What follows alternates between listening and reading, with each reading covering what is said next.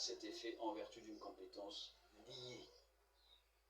Hélas, pour certains de vos djalolélistes, fanatiques, flatteurs et autres tribalistes extrêmes, tant qu'une valeur ou une anti-valeur, quelle qu'elle soit, vous profite à vous, personnellement, ou à votre régime,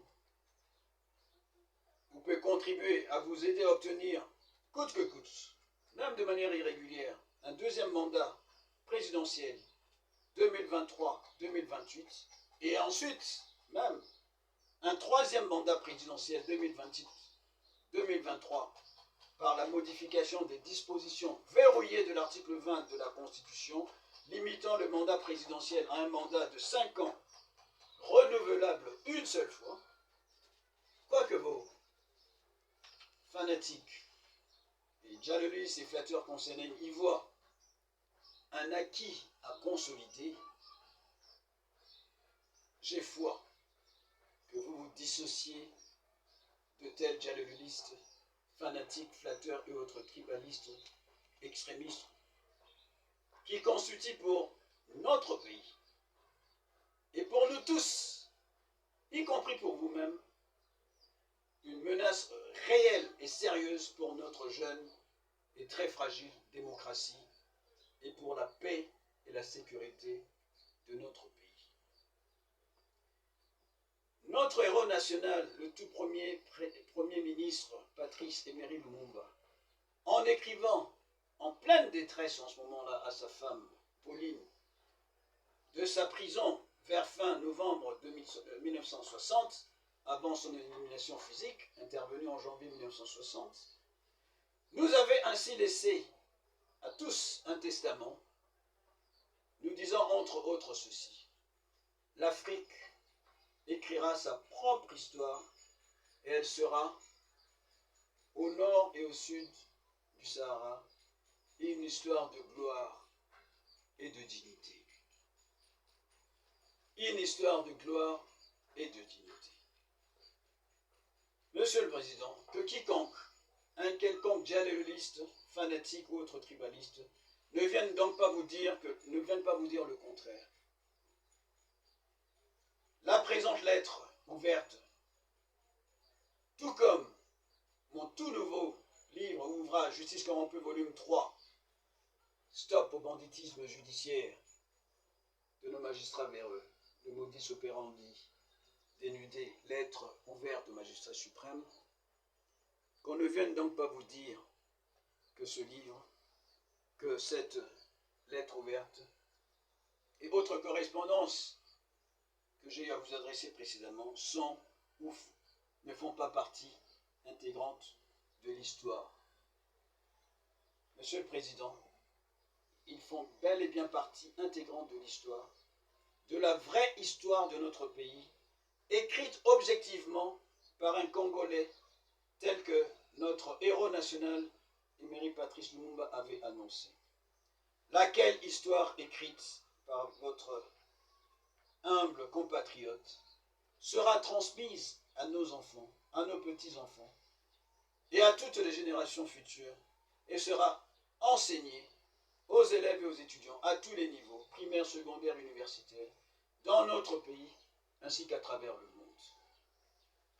Ainsi, assurez-vous donc, Monsieur le Président, de bien inscrire votre nom positivement et de manière intemporelle dans l'histoire de notre pays, à l'instar de M. Patrice, de notre Premier ministre et héros national.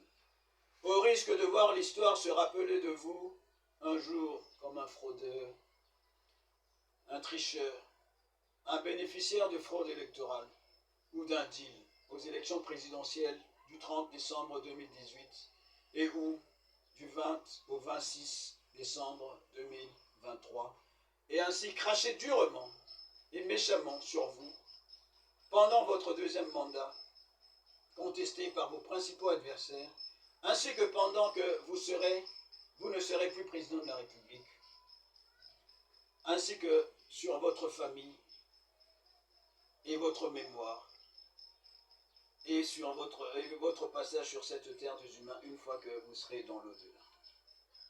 Vous méritez mieux que ça, Monsieur le Président de la République.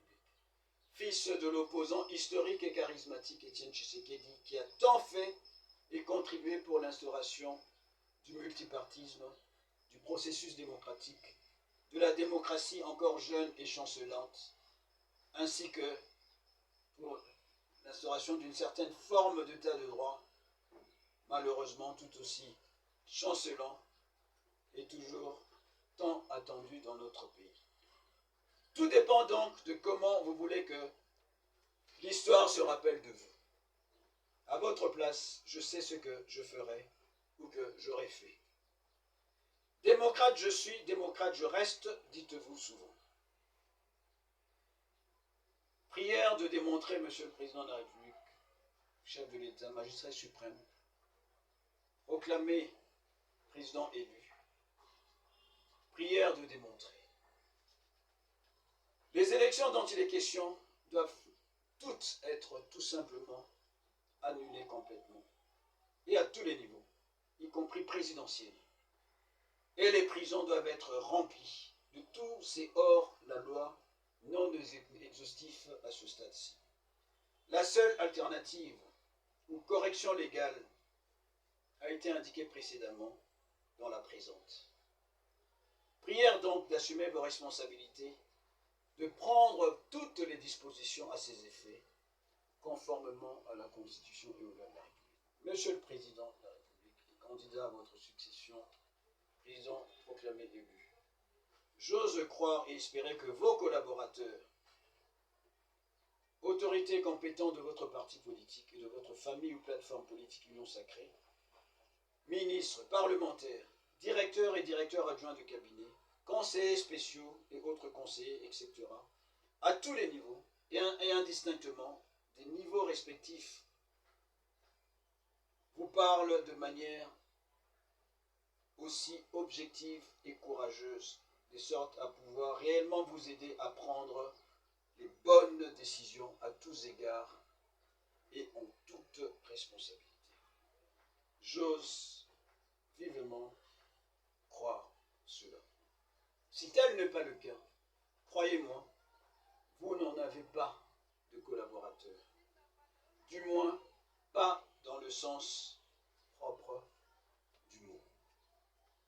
En définitive, comme vous le savez, dans un pays ou un état normal, l'action publique pour infraction de fraude, corruption, trafic d'influence, détournement, détention illégale de machines à voter, etc., aurait déjà été enclenchée par le ministère public.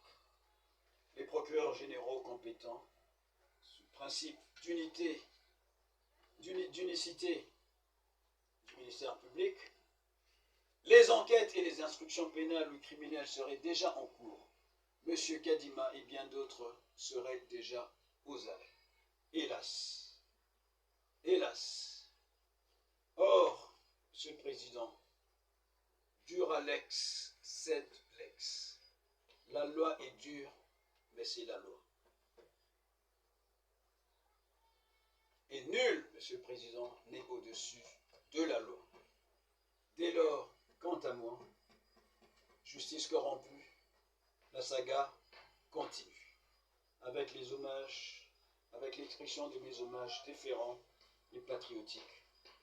J'ai dit, Zef Zabo, écrivain, défenseur de droits humains, chercheur, doctorant en droit, avocat, auteur de la série de livres Justice corrompue, volume 1, 2 et 3,